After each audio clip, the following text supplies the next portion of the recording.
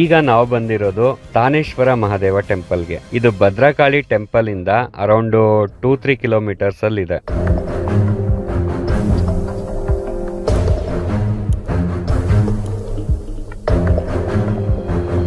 ಇದೊಂದು ವಿಶೇಷವಾದಂತ ಲಿಂಗ.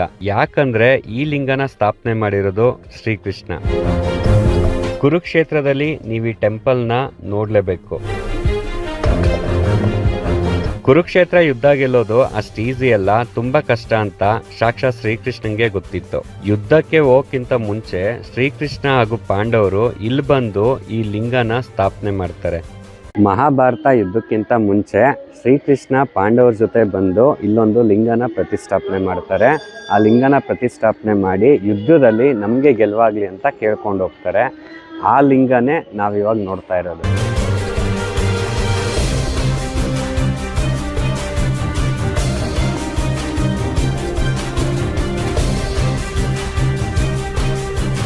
ಇದನ್ನ ಸ್ಥಾನೇಶ್ವರ ಅಂತಾನೂ ಕರೀತಾರೆ. ಹೇಗೆ ರಾಮೇಶ್ವರಂ ಅಲ್ಲಿ ರಾಮ ಸ್ಥಾಪನೆ ಮಾಡಿರೋ ಲಿಂಗನ ರಾಮೇಶ್ವರ ಅಂತ ಕರೀತಾರೋ, ಹಾಗೆ ಈ ಲಿಂಗನ ಕೃಷ್ಣ ಸ್ಥಾಪನೆ ಮಾಡಿರೋದಕ್ಕೆ ಕೃಷ್ಣೇಶ್ವರ ಅಂತಾನೂ ಕರೀತಾರೆ. ನಾವು ಬಂದಿದ್ದ ದಿನ ನಮ್ಮ ದೃಷ್ಟಕ್ಕೆ ಜನ ಜಾಸ್ತಿ ಇರ್ಲಿಲ್ಲ. ತುಂಬಾ ಒಳ್ಳೆ ದರ್ಶನ ಆಯ್ತು.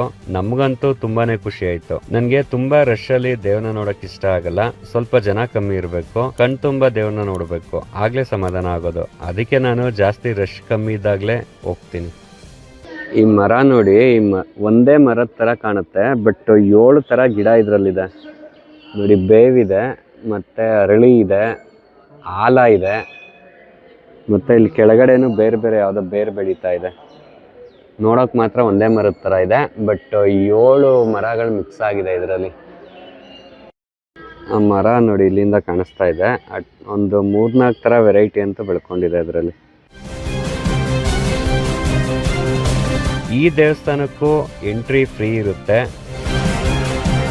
ನೀವು ನಿಮ್ಮ ಕೈಯಿಂದಾನೇ ದೇವರಿಗೆ ಅಭಿಷೇಕ ಮಾಡಬಹುದು. ಅಕ್ಕಪಕ್ಕ ದೇವಸ್ಥಾನಗಳ ಕಾಂಪ್ಲೆಕ್ಸೇ ಇದೆ. ಸಾಕ್ಷಿ ಗೋಪಾಲ ಹಾಗೆ ಅಮ್ಮನವರ ದೇವಸ್ಥಾನ ಕೂಡ ಇದೆ.